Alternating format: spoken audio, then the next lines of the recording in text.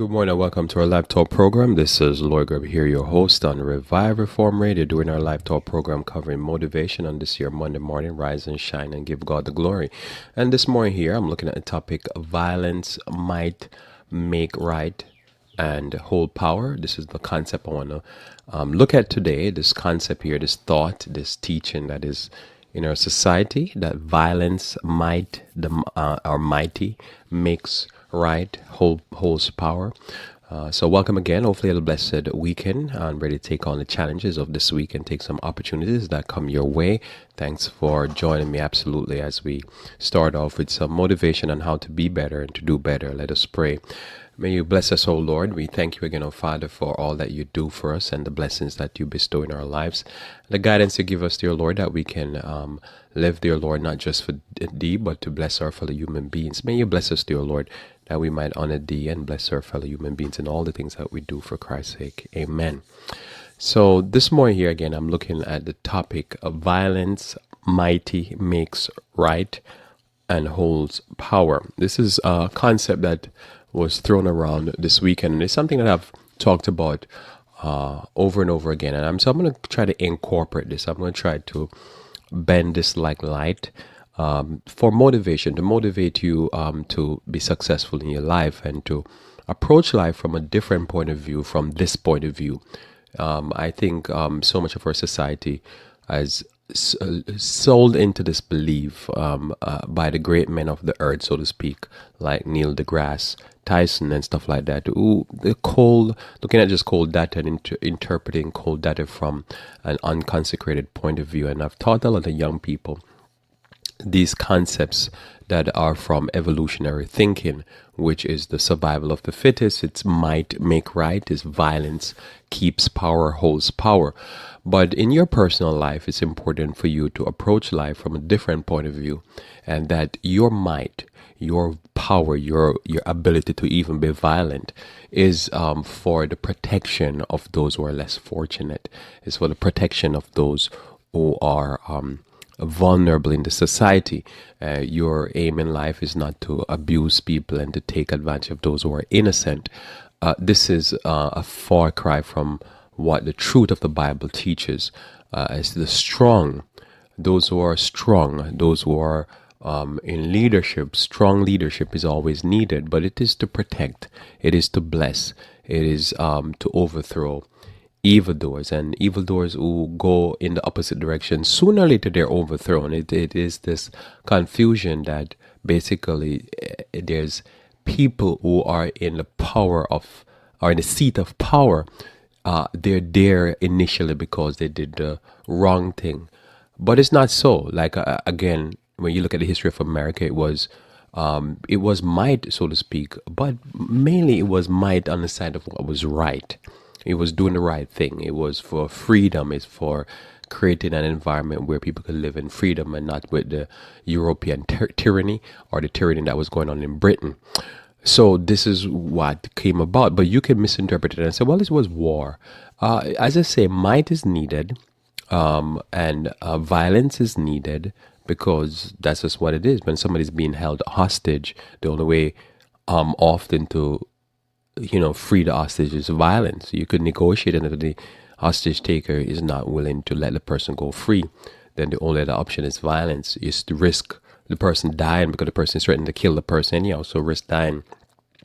So you have to often threaten violence, and so that's where this is coming from. So it's not so much a fact of force, energy, effort is not needed. It's in what direction and what is the result.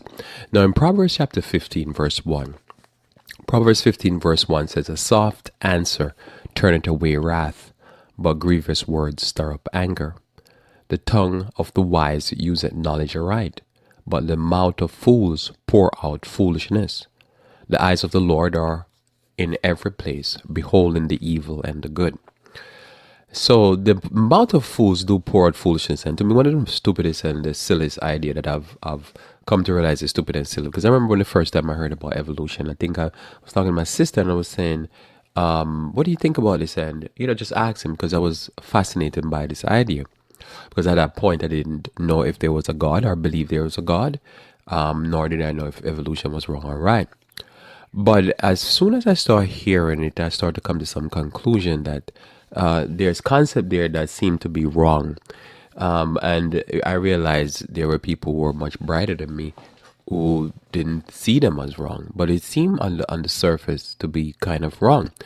And some of what I'm talking about here is for that reason, the main premise. And as I says, I'm not I keep secrets here. I'm gonna tell you why I'm talking about this is because the shooter, one of the shooters over the weekend put out this concept that violence is how you keep power and also might is what's right. And I believe this is a motivation for this reason because the sad reality is that most of the people who are living by this principle, not probably the main professors of it, like, I forget their names, but whoever teaching these things, they might be doing okay for themselves. But all the young men following this type of stuff and things like that, when truly applied to the personal life and to international business, global business, you will see by the time I end this presentation that you live opposite to that. You'll be very successful and you'll live a prosperous life. Those who are living by this idea here with their boorish, unfriendly behavior will be failures in life. And no matter whether they're poor or whether they're rich, they'll be failures. Because this type of behavior, it is not becoming. It is unbecoming and it's gross. It's disgusting. And so you don't want to live by this. You want to live a successful life. I'm going to tell you the way to live a successful life is to put down this idea that violence might make right and it holds power. Because this doesn't work on a personal level and it never did and never will work on a national level. So notice here, soft answer. When you answer softly, you turn it away right. But grievous words stir up anger. You can't live your life every day stirring up anger. You can't live your life every day not being kind. Because all you're doing for yourself is just giving your own personal mental space. You're taking away peace from your mental state. You can't think like this. The reason why it's even so important, like I talk about these things, I try to bend it, is because I'm trying to discourage you and I and others in my thinking from feed into this in any way, shape, or form. You can't be even sympathetic to these type of teaching because they're sick. It breeds sickness in our minds and in our hearts. We got to always be peacemakers. Somebody said, but you're losing when you be peacemaker. I'm telling you, if you're a person that's argumentative, they have a sick, depressed mind. They have a very angry mind. The best thing you can do for them is try to, dissolve the situation. You try to calm the situation down. Because that's just who they are. And that person needs to start to learn to have peace in their own minds. Notice the tongue of the wise useth knowledge aright, but the mouth of fools pour out foolishness. We can't pour out foolishness all the day long and expect that people are going to want to be around us. As you know, with these shooters, most of them, 90-something% of them seems 90-something% of them seems to be incel. They don't have no relationships, and they hate life and they hate others because of this. But again, part of it is learning to be nice. Everybody likes somebody nice. I like nice people, and it is just that. No matter how you look, as long as you're nice, people will want to be around nice. You might not be the hottest thing on the block, the cutest, the handsome, whatever, most handsome. If you're nice, people like to be around nice. And yet they're teaching them that, look at the dinosaurs. Look how they eat each other. Look at the lion. That's what you need to be. Man, well, lions, animals work differently. As a matter of fact, I'm so fascinated by these birds, right? Because I have a lot of birds in my yard because I feed them. And I noticed like birds do their own thing. Like the hummingbird do their hummingbird thing. The finches do their finches. The grackle do their grackle thing. The woodpecker do their. They don't interact amongst each other like that. They don't cross interact. They just do their own. They ignore each other. But as human beings, we have to interact with others. And not just in our own group, but we have to interact with others. Men interact with women. We interact with opposites, like the birds, but we interact even in a wider community.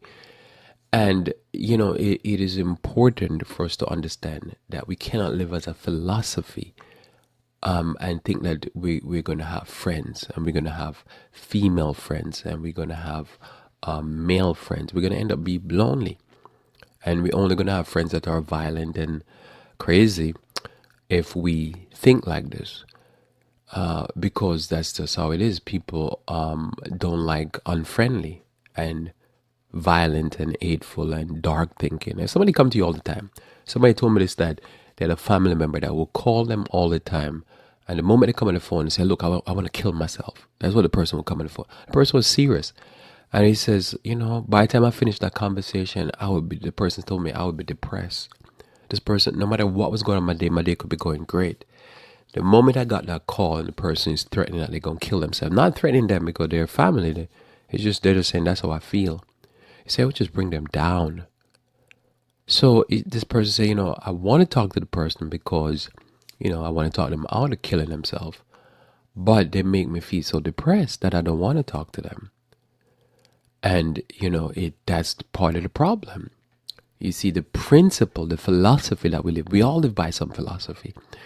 It can make us push people away from ourselves. So we want to live by a philosophy that is true and real, and it's going to be better for us. We don't want to live by a philosophy that makes us monstrous. Look at Matthew 26 with me, verse 51 and 52. Matthew 26, verse 51 and 52, as we look at violence, mighty make right, and hold power. This is what many people in our society, a large part of our society, believe. Because majority, I don't know if it's majority, but a large part, I think 40-something% or 30-something% believe that they evolve. As a matter of fact, it's probably even higher, because remember, there's people who are even Christians that believe that they evolve. And they believe in the Darwinian theory. They thought that it was violence that made America independent per se, not the right philosophy that gave them the right to fight. And this is what it is. So they believe the second protect the first. They don't understand.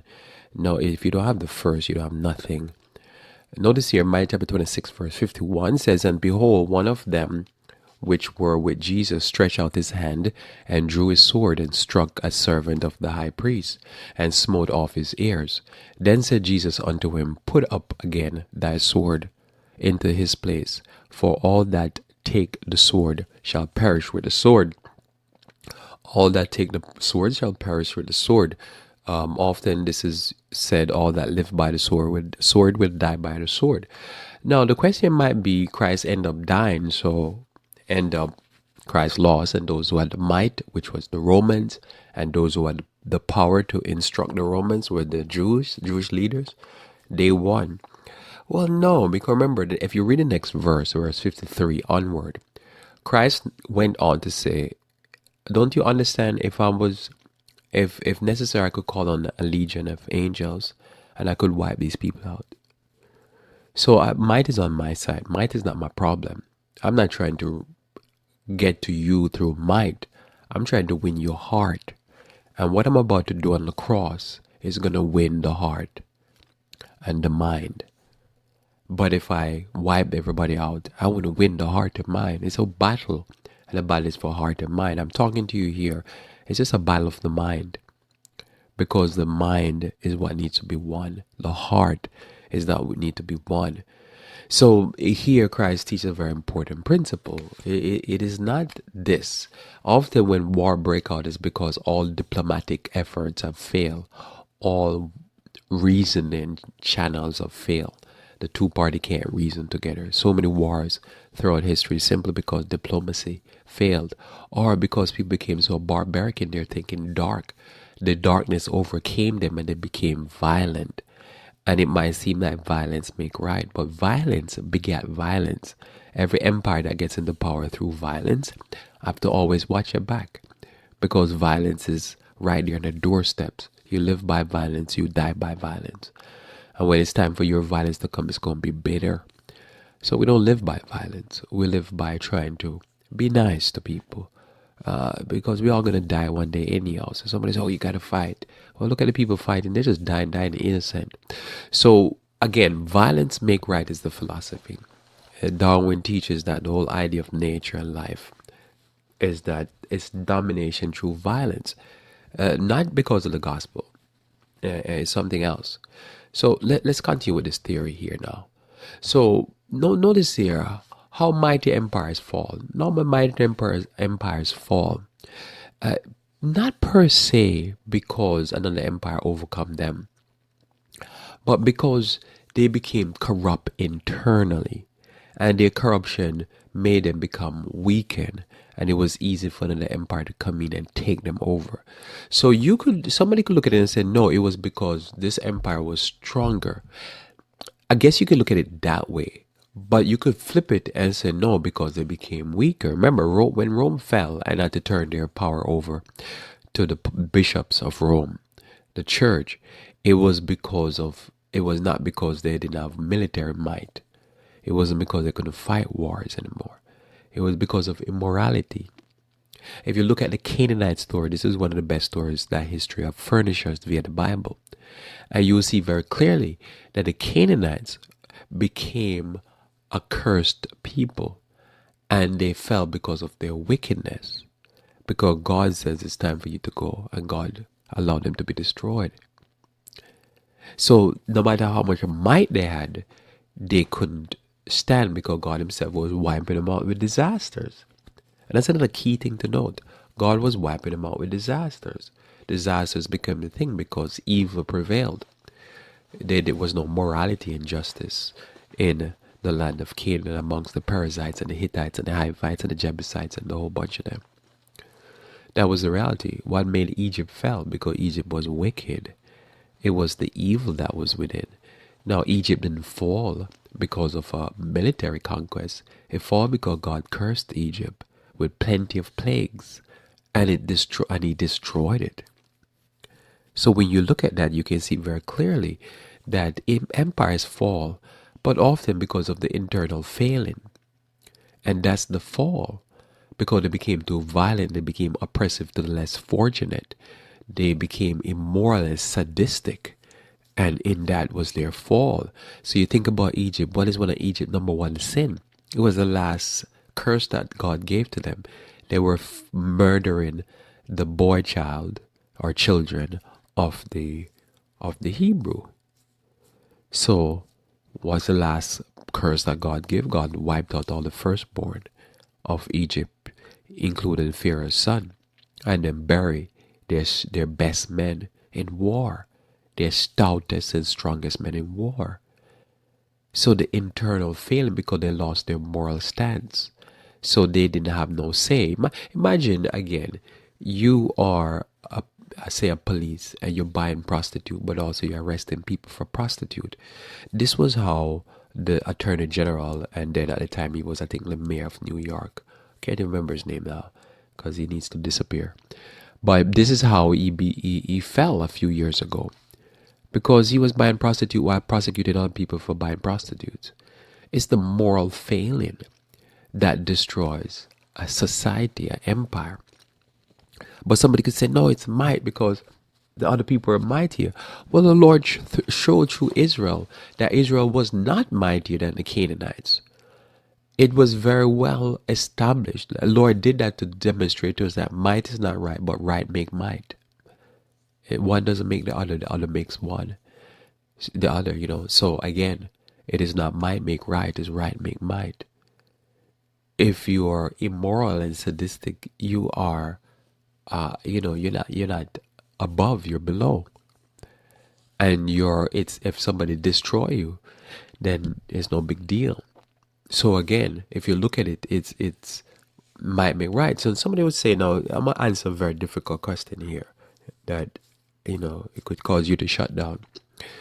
But think about it. Somebody say, oh no, but Europeans came, Christians came, and they took out the native Indians. Well, often again, and a society that is immoral and sadistic and barbaric, it's easy for somebody that is not so much better, not doing so much better, is hypocritical, but at least they're living a better life, to take them out. One has more power because one has more righteousness, so to speak. It might not be a pretty answer, but that's part of the reality. Think about the Aztecs and the Mayans and all the groups that is south of, say, American region back how many hundred years. They just got wiped out for no reason.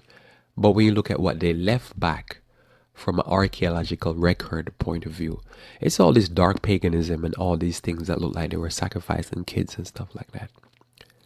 And they got wiped out.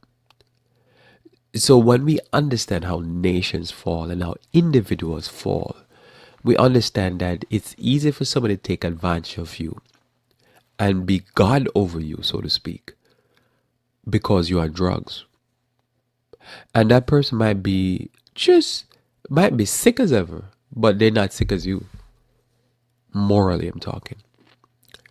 And because this person now is a drug fiend, might don't per se make right is because the person is morally compromised in a deep way. It's deep darkness. And as I say, think about it. Don't jump down my throat because I say that and you're like, oh, I can't see that. Just think about what I'm saying. I might not be 100% right, but I know I'm very close, or I'm 100% right in this. If you understand how empires fall, when you study the Roman Empire, they became immoral and sadistic. They became lazy. You're talking about like the jobs left America. Same thing happened to Rome. Rome became what they call a rentier state. Everybody that have money rent. They buy property and rent it to others. They didn't have no industries anymore, no manufacturing. They didn't want to work anymore. They were aristocracy. They want to own things that work. They just wanted stuff that they make a lot of money. They take the properties, they buy properties, they rent it to the poor. So the poor became renters, and the poor basically, and there was a large social system. So to take care of feeding the poor, and it's just the same kind of system that is being developed. People say, oh no, look, socialism is bad. Look at Russia. Well, wait a minute. Russia doesn't manufacture anything except vodka and whiskey or those type. No, vodka and guns, military stuff. That's what they manufacture. They have no massive manufacturing base. Whenever, ever in your life have you hold a product that said made in Russia? It doesn't happen. So you have a large social system without people working. It doesn't matter what you want to call it. The moment you have that in any country, I don't care if you call it democracy, socialism, communism, whatever, it will crash the system. You need people working. By the sweat of their brow they shall eat bread. So violence could seem like that's what makes right. But what makes a people strong is morality, is kindness. And what makes you in the right position and will make you blessed by God is because you have moral, you have kindness, you treat people fair. And God's protection is upon you, because I say the Canaanite story. Think about the story of Jericho. Jericho as an empire fell to a people who did not fight against it. And when you think about it, the story of Jericho is real, and it's as real as it can be real. And somebody say, oh no, it's not. Listen to me. Look at what's going on amongst us. The country is in trouble. It's not because of the immigrants. That's a lie being told by a liar. It's because if the immorality, it is shaking the country to its knee, to bring the country to its knee. Think about the Canaanites and Jericho. When the spies went to Jericho, they said there are giants there. And literally when you saw David fight Goliath, you realized that they weren't wrong. There were giants there. They couldn't take them. But God was against them. God says, I'm going to destroy them. And they didn't hear that part, because they were immoral. Remember, what is the Canaanites were known for? Homosexuality, bestiality, murdering those that are innocent. All those sins, sacrificing their kids. This is what they were known for. And God says, y'all done. And the Jews thought they had to fight. And God said, no, I'll fight your battles for you. I want them out of here. Because they're immoral. They're known as gross immorality. And God says, you're done. And so when they went to Jericho, they didn't fight. The God just says, no, look. And the White inspiration says it's an angel that destroyed. Because they shouted and the walls fall down. That's not physically possible. You can't shout and a wall fall down. This the wall was so large that it was, I can't remember how wide it was. It was not possible. It was impregnable. But yet, Lord sent an angel of destruction to wreak havoc on that city, to wreck it and murder the people inside. Why? Because it's the sadistic, you know, problem that's going on. They were like Sodom and Gomorrah, bestiality and homosexuality and murdering and raping little kids and all this stuff. If you think about it, people are war. Oh, look at it. Look at the rate of abortion. Look at what's going on. This is murder. And what's happened? Those are the things that God is against. Look at all this rape of these little kids. We live in a very incestuous society. Incest is rampant. That's what makes empires fall.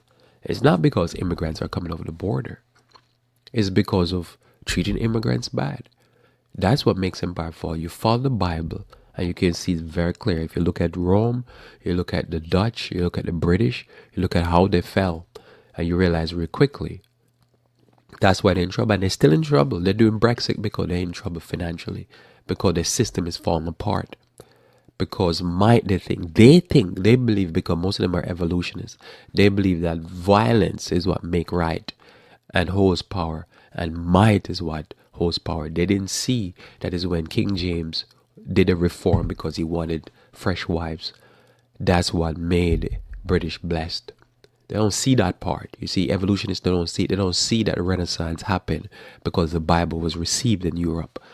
And then the New World was found and all that, and God blessed them for that. They don't see that part. They see, oh no, because we fight in battles. You fight in battles that you couldn't win.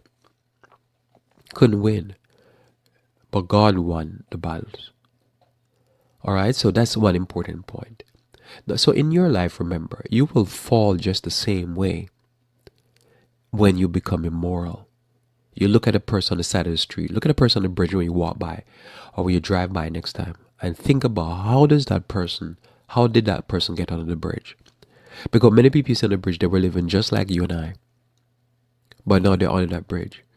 How did they get to that point? And you're never going to say, oh, they got there because they were righteous. They got there because step by step they went off into darkness, and the darkness overcome them. And they might be alive, but they're overcome. And unless they win a battle and get out of that darkness by finding God, they will remain there and die there.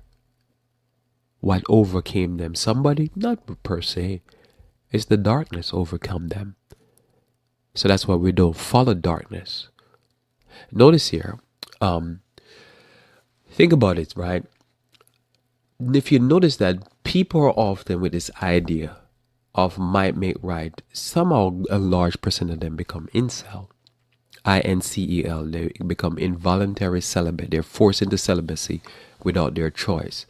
Again, if you think you can be in a relationship and might make right, or violence maintain you right, you're right because you're violent, or you hold power in your home or over your spouse, or in this situation normally it's a guy that wants to hold the power of a female because he's mightier, he's more violent, you're going to become involuntary celibate. What do you think about that? In your home, you can't say as a guy, I have power over my wife because I'm more violent. I remember somebody said it this way. He said, God made men bigger for protection. Not per se for offense, but for defense.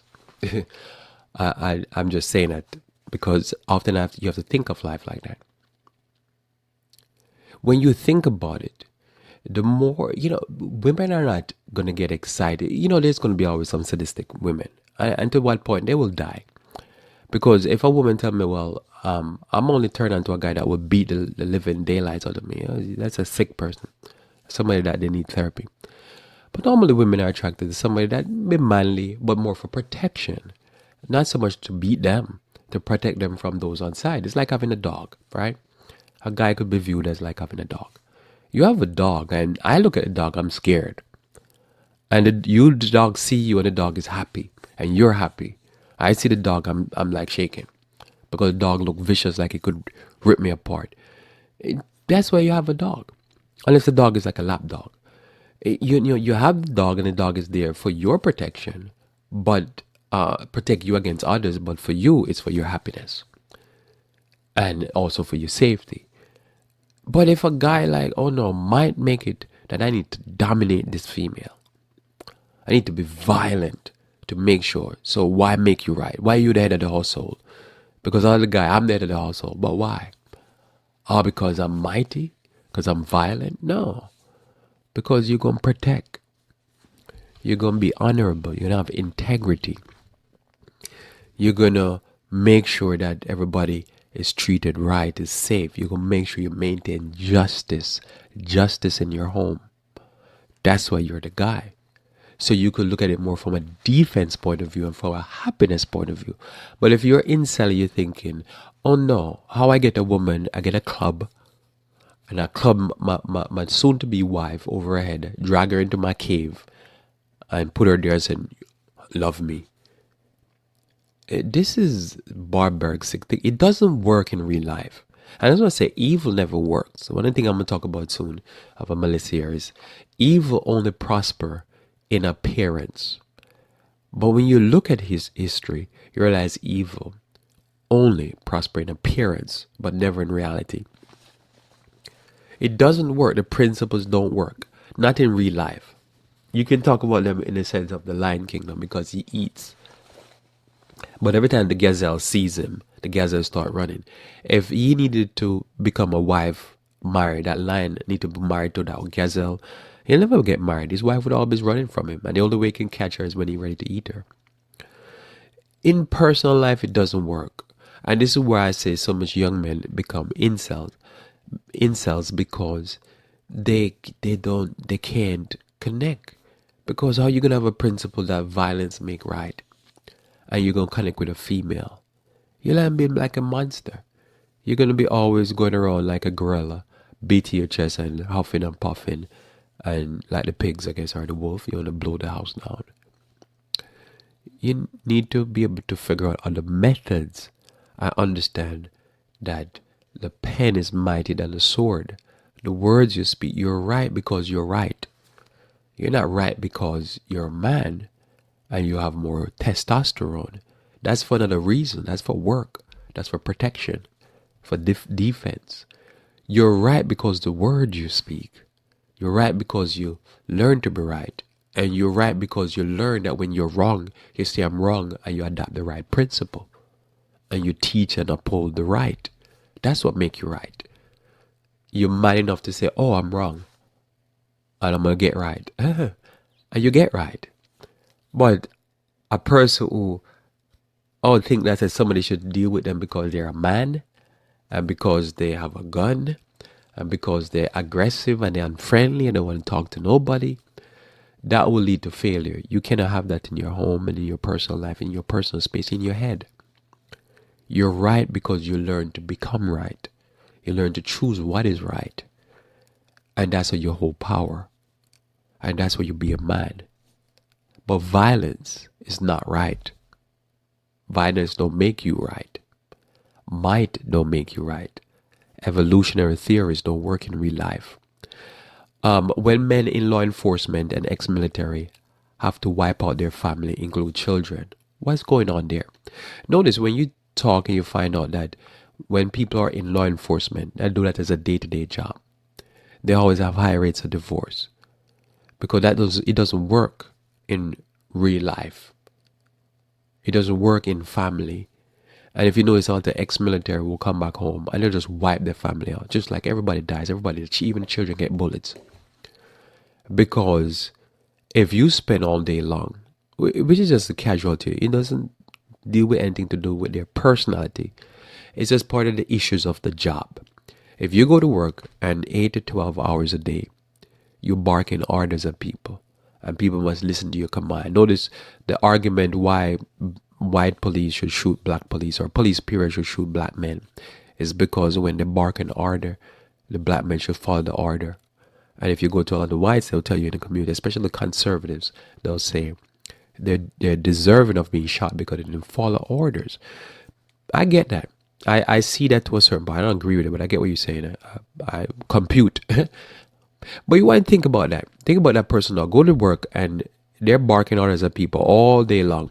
And people must follow because they know they're going to get a bullet. And they take that attitude towards their family. How is that going to work?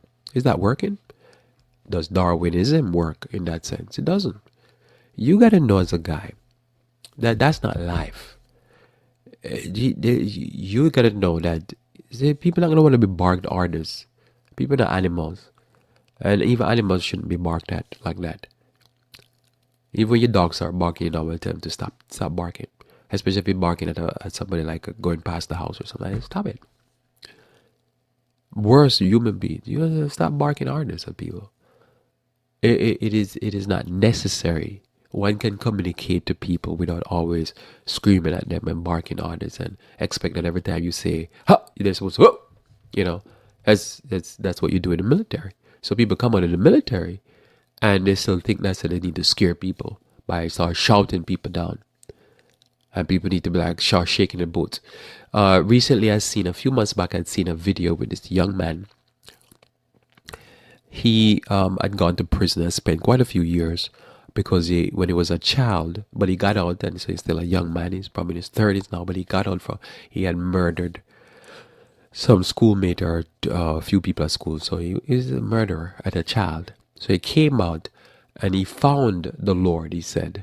And his aim in life is to be anti-abortionist. And now what he does, he goes around and he goes to abortion clinics and stay outside and scream at the women. I want to say scream, I mean screaming and shout at the women and putting them down for having abortion. And I saw it and said, how sad. This is what make him right. So now he's going to atone for his brutality and his barbaric behavior as a child by being barbaric to these female. So they need to stop the abortion because you're going to scream them and shout at them and shame them into this. This Christ did not do. We do not do this. And as I say, somebody could say, oh yeah, but might is right. Yeah, but look at it. There's so many people that when they're in that environment all day long, that people must follow my orders, that when it goes now and they start to go to a female now, they start to like cow down the female down, screaming at them, do this, do that, do this. It's like next thing the person pack up the bag and leave. And some of them, well, you ain't gonna leave. I'm gonna murder you, I'll murder everybody, I'll kill myself. So it doesn't work in day-to-day life. It might work in a war zone. And that's why we have to be careful of having these continuous wars. Because what we're trying to tell our young men is that we are powerful not because of the blessings of God. And I understand a secular pagan person in America would believe this, or in Russia, or anywhere, China. That is not because of the blessings of the Lord why God has, made his face to shine upon America. Why America is a city upon a hill, a shining city upon a hill. Why America has been a blessing to the world and sent missionaries over the years to many countries. This is not what they're teaching our young men in America. What they're teaching and telling young men is because of the Second Amendment. It's because of the war machine.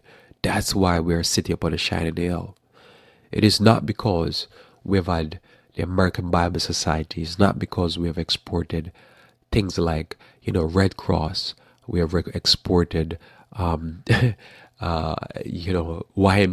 and, American Bible Society and ADRA and all this stuff about health and so many preachers of the gospel. It's not because of that they're telling the people. They're people because of violence, because of might, because of nuclear, because of all that.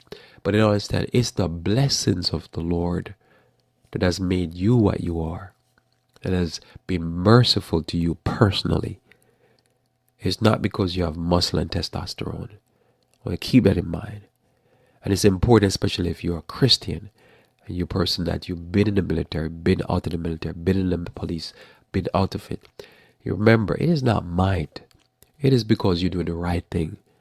If you see somebody doing wrong, you have a right. And that's what makes you might. If a person is in the wrong, they have the lesser position. Now notice here again, people say might make right, but when you think about this, right? Countries start wars with propaganda to justify immoral acts, right? Or to justify just the war period. that is might be justifiable, but propaganda, from a propaganda point of view, if might was the only thing that make right, if might was the only thing that make right, why propaganda? Why do we lie to start wars? Why many countries lie to start wars? Is it because they have to have a moral justification, and then that gives them the right? I mean, think about that. Because somebody say, "Oh no, it's whoever of the biggest, baddest, whatever." Really, might not make right. It's not the biggest, baddest guy that always end up with the nicest female. Might make right. You might be the biggest, baddest guy that end up with the nicest hoe, but that don't make it that says you won. Because you're ever gonna have to be watching that girl with a gun. So might don't always make right. It never should. Might never makes right. Because again, if might was right, why do we do propaganda? Why do we tell lies to go into war? It's because we have to justify the war. We have to make it seem like it's for a good reason. And if you notice, even as things went along, you notice that the Bible just tell you, before that any nation ever became a global dominant power, God predict which nation. God knows. Before any nation could rise to a level of, massive power, God already lined it up. Remember, before Egypt came to the zenith of its power and greatness, God already sent Joseph there to build that nation up. So before somebody, as I say, get it wrong. You remember, before before Medes and the Persian, I have to think about how, before the Medes and the Persian became the next power in line after Babylon, Daniel was already there. Daniel was already in that country. Daniel was already Daniel knew they're next, and he's already gone over there. So often people don't, and then became the third leader or the second leader in power. Third leader, I think there was two heads, and then he became the third. So when we look at it, people don't understand. It's not mind. It's the justification. What justify a person to carry out a certain action is if they're justified. This is how we look at it, especially when we're talking about police and stuff like that. So countries start war because of propaganda, because they're trying to justify their action. And because because again, a lot of the time they have collaborators inside of the country. So they have to justify the action to the collaborators also. Because you only can fight so much people with so little of troops. Now the point here is what happened when that despot become old. Because if might is right, then you can say that and ignore life. But even the lion becomes weak at a certain point, because he's no longer the head lion. So if you've ever been to a nursing home, next time just go there. Go to a nursing home and look around. Look around. And think about some of the people. Think about the jobs they did. The power they sway. And think about now. Are they mighty? Or are they in need of mercy? Are they mighty? Are they in need of mercy? So the problem, as I say, when we cannot as Christians in any way, shape, we can't even be semi-sympathetic to this evil principle, because it's darkness. It's darkness that came out of a dark time in this world history. Violence and the mighty does not make right, and it does not hold power, because sooner or later that mighty person is going to get weak, and sooner or later they're going to be that same little man that was, if Adolf Hitler lived out his life and he had become old and decrepit, and he didn't have to run like a little rat out of Germany. If he had become old and decrepit, he would have been as vulnerable to the abuses of whoever would be his caretaker. And that's just the reality. And I think that's why a lot of people who talk this foolish about might make right, by the time they reach 50-something and their bodies start falling apart, they get a gun and just blow themselves away. Because they know what's coming. That what goes around comes around. And that little evildoer, all that he did to people and treat people like they were less than, he's going to see now who's might and who's right. Because that caregiver, they're going to have to care for him, of 100% power over his body and over his torture or methods of torture. That's just reality. So what happens when these despots become hold? They become abused. What happens when they lose power? How many times you see despots that they become hunted like preys and they're just taken and being killed in some barbaric way? But when they were holding power, they thought, man, this ain't never gonna come to an end. But it does. And so that's what we have to understand. As an individual, we can live a very successful life by not living by that principle. We can give somebody something sometime. We can hold the door for somebody. We can smile. We can give somebody $5. We can do something for somebody. We don't have to think that all the time we have to approach people and be monsters and be little chimps and hymns. Now notice here, what is proven by beating up and murdering defenseless people? All to me is proven is that the person was incel that does this. The person that was an incel that did this prove right why they should have been an incel. Why no female should come amongst such a gorilla, such a chimp. Because that's the problem. They're living by a principle that prove why they were by themselves. Why they shouldn't have any friends. It's not them as an individual or person is the problem. It's the philosophy that they live by is the problem. It's not anything to do with their skin color or their country of birth or the physical location living or anything to do with their parents per se. Even what house they were born or what mother they were born out of. It has to do with the philosophy that they were taught from their being a child. Somebody told them that you're superior and that you're the mighty and that you should maintain that might with violence, maintain that might with or maintain that power with might, violence, and you scare everybody away because everybody see you weird. But a smile, hey, how you doing? Wave back at somebody that wave at you. Probably that's going to be your future wife. That's going to help. Oh, he waved at me. I think he likes me. But imagine girl like grunting and like don't wave at anybody, don't talk to anybody and say I'm depressed. But probably that's a depression right there. See, that's where the problem is.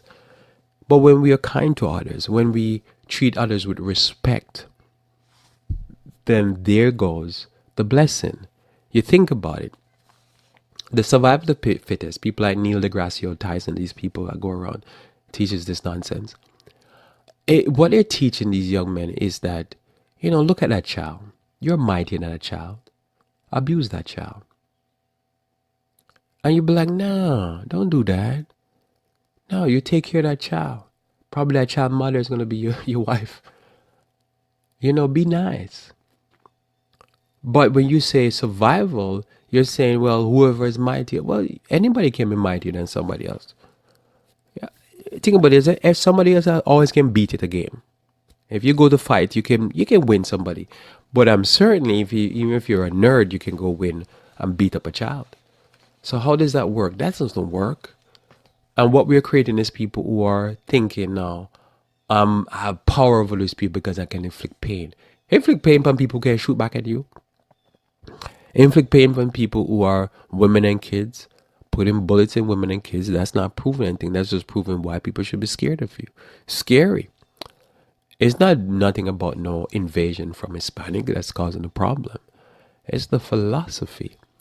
Remember, Canaan fell because of the immorality. If you're messing with beasts, no woman should be with you. That's just the reality. If you can't figure out if you're male and female, why would a woman be attracted to a guy that can't figure out if he's a man? There's even homosexual males that is attracted to manly men. Why would anybody be attracted to something that is, can't even be friendly? We do not prove our might as the United States of America or as an individual because we beat up on poor migrants coming over the border and lock them up and we barbaric to them because we hard. That's not make no sense. How do you now do that and then go home and think you're going to have a happy wife and a happy children? Like, yeah, I gave it to them today. Who you gave it to them? I gave the poorest of the poor in the world. We whipped their buttocks. Like, really? and we're proving something because we have military might and we can beat up people. We can not only embargo them in their country and we can destroy the economy, but when they come here, we whip their butts, we lock them up, and we send them back. We hard. Hoorah. That's not, to me, makes no sense. And I'm seeing them and I'm thinking, man, these guys are hard as a nut. And I'm thinking, no, they're barbaric. But if you talk to them like, oh yeah, we put our boots up your buttock, straight up in it. We hard. Oh, really? Yeah, but that's a child probably could do that to me. So what are you proving? That's just the problem with life. It's like people think, oh, I'm so hard because I beat up defenseless people. And no, whether it be the stranger, the fatherless, the widow, you beating up on people like that, it doesn't prove that the evolution is right. It just proves that you're sick. To me, to try to prove evolution is try to prove sickness. Look at the priests. The priests, who did they target? They target the kids. Like, you want to prove you're a man? You get a big old woman and you go with that woman. And you say, no, I'm a man. And if you come with your tail between your legs and you get embarrassed, then you keep working on that. Keep working on the program. But going after little kids doesn't prove that you're survival of the fittest and you're the most mighty and you're the hardest guy in the block. It proves that you're a weakling. You're a failure. Go with a real woman. Let's see how you go with that. And if you can conquer that mountain, then somebody should give you a trophy or something like that. You should get married to that woman. That's what you're proving. If you go beat up something, like, to me, if they say, look, we're going to declare war on Russia, like, yes, then go for it. That's what I'm talking about. Let's go all out war with Russia. That's a better war. It's like, watch. Sports is fascinating, I think, for this reason. Because when you think about sports, what makes sports fascinating? Because normally they're trying to put two people who have the same training ability, skill ability, as much as possible. They try to put two people that have the similar ability, and also weight size. But say now, say you have a fighter and it's 200 pounds. So back in the day of Mike Tyson, since he's one of the most famous person in boxing, or Muhammad Ali. And so you put any of those guys with somebody that's, say, 200 pounds or 220. So that's about the weight class, somewhere in between 200 pounds to 220. The guy's fit, ripped, cut, but he's never boxed. But he's ripped as shredded, 200 and something pounds shredded. And they have that out there, never boxed. You could say, well, yeah, for weight and stuff like that is whatever, but it's not a fair match. Any of those guys would rip him to shred. He had never taken a punch in it. You don't know what that's all about. As I say, he never take a punch in his gut. He didn't know the crippling effect of being punched in the gut and how terrible that feels. So it wouldn't make sense. But somebody say, yeah, but it's the fittest. No, it wasn't fit. And again, you wouldn't take Mike Tyson and put him with a 5-year-old girl and say, see who wins. And then he punches her until her head fall off, and then you say, yeah, he wins. No, you say barbaric. He's sick. What you need to do, go fight somebody that's trained to fight. And let the two of them beat the daylights out of each other. And we're not into that, but that's just the reality. To me, that's what proven. But the more they teach these principles, the more you have these barbaric people abusing little kids, abusing people who are strangers, poor people who are strangers. They're abusing widows and stuff like that, and that's not good. So this is where now we do not promote this idea, and I encourage you. You want to live by a principle, live by a biblical principle. You have might. You use that might as a defense to protect your family. You have might, use it to defend. And you have power, use it to defend those who are less fortunate, the poor people. We with the poor people. Someone said, why you can't be with the monsters in our society? I can't. I just can't. I can't be the monsters in any society. It's not patriotic to be with evildoers. And to be with, people who are like little pigs and little gorillas that are going around and grunting and making all kind of noise and affecting poor people. Notice what Exodus says. Exodus says, thou shalt neither vex a stranger, nor oppress him, for you were strangers in the land of Egypt. Ye shall not afflict any widow or fatherless. That's what makes you might. That's what gives you power. Remember when Nebuchadnezzar was running out of steam and he was messing up, God says, look, the way you want to fix this, you want to not get a punishment, you take care of those who are less fortunate. He didn't do it, so God punished him. That's the reality. That's what caused failure. Notice here, you don't vex them. Somebody say, "Oh yeah, but it's in my country." Look, it's like other things I say. Don't be vexing God. Somebody say, we in America, we have a right to homosexuality, anal sex all day long. Sure, you have a right to it, but don't be vexing God. We're on the side of God. We're not on the side of evildoers. We with God because we know we don't want to cross God. And we don't want to be beating up poor people. We don't want to be beating up people that are less fortunate. We don't want to be on the side. But there's some people believe that, but I'm conservative, I'm Republican, I need to be against the foreigners. But God says, everybody that's in America came here as strangers and foreigners. They were escaping tyranny. Somebody say, why they don't stay back and fight their despots? Why am I fight my despot when my despot is supported by Americans? I need to come to America because this is a land where people came because they were running away from despots in Europe. So we need to be sensitive towards people who are running and fleeing from despots, especially despots that we support with our tax dollars, because we have evildoers in our country who like to support these evildoers, and that's what it is. Notice here, Isaiah 58, as can't read it because of sake of time. I realize I'm running out of time. Talks about this thing. Now, what is type of fast God is asking his people? It's the fast that he's asking, he says in Isaiah 58. Onward, the whole chapter, or most of it, he says here, to take care of those who are voiceless. Take care of those who are weak. Take care of those who are working hard and not getting paid properly. Take care of those who are naked and those who are being oppressed. This is what God calls us to do. Someone say, yeah, but this is go against me being a true American flag waver. No, you can be a true American and be on the side of the Americans who care for those who are less fortunate, and not be on the side with those who are the wicked barbaric ones. We can't be like that. And notice it almost goes on the line. Shooting up people, murdering people who are innocent, people who have no guns, and, going on the side of the right wing. We can't be that. We can't be anti-abortion and pro-murdering people. We can't be anti-abortion and pro-police shooting innocent people. We can't do that. We got to make up our mind what side we're on. And we're on the side of the poor. Notice here in James chapter 5, verse 1 through 7. James chapter 5, verse 1 through 7 says, go to now, ye rich men, and weep and howl for your miseries that shall come upon you. Your riches are corrupt, and your garments in moth eaten. Your gold and silver is cankered, and the rust of them shall be witness against you, and shall eat your flesh as it were fire. Ye have heaped treasures together for the last days. Behold, the hire of your laborer, who have reaped down your field, which is of you kept back by fraud, cried, and the cry of them which have reaped are entered into the ears of the Lord of Sabaoth. Ye have lived luxuriously or in pleasure on the earth, and been wanton, and nourished your heart in the day of slaughter. Ye have condemned and killed the just, and he doth not resist you. Who is killing just people or people who are innocent? That's not resisting them. We have to be careful what we're doing. Be patient, therefore, brethren, for the coming of the Lord is at hand. Behold, the husbandman coming of the Lord. I'm watching my time and I'm running out of time, and it's tripping me up. Anyhow, verse 7. Be patient, therefore, brethren, unto the coming of the Lord.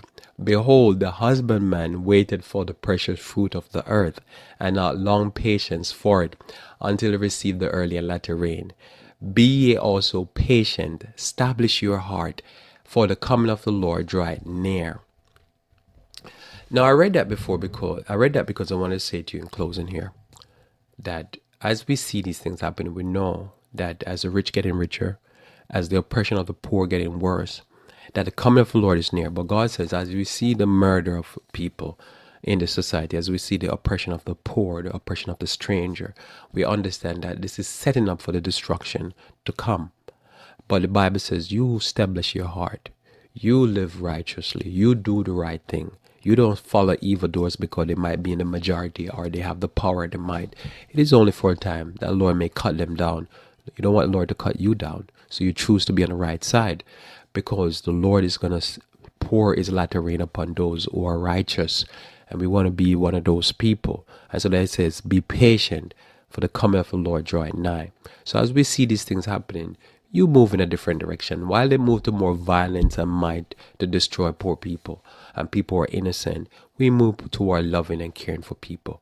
We want to be able to live that way, that if we die before the Lord comes, the Lord will save us in his kingdom. If we if we live to see the Lord come, we will see all these things transpire. Know that destruction draw at nigh, because all these people being murdered for these philosophies, those who are promulgate those philosophies and stuff like that, they will be punished.